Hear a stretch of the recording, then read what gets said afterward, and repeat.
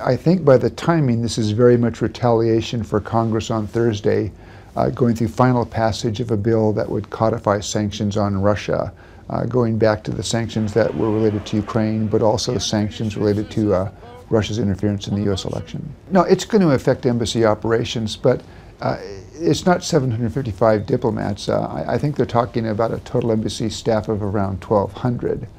And the large majority of those numbers are what we call locally employed staff. They're Russians who work at the embassy. And so my guess is the bulk of the reductions are going to fall on Russians. The Russians are going to lose their jobs. It'll slow up some things. My guess is that it's going to become a longer waiting time to get a visa.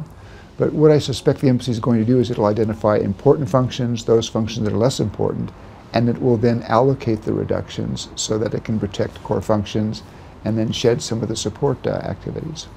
I went through something like this back in 1986 when I was at the American Embassy in Moscow, when we were in an expulsions war with the Soviets, and then the Soviets withdrew the 200 Russians who worked at the embassy.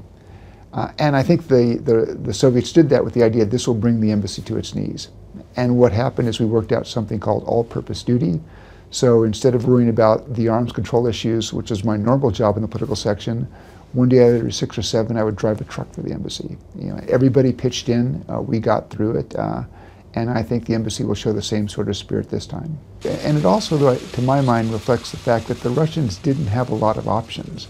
I mean, bear in mind what Congress did was action with regards to economic sanctions on Russia that most economists are saying are having an impact that's probably costing the Russian economy about 1% of gross domestic product when you look at American and European sanctions combined.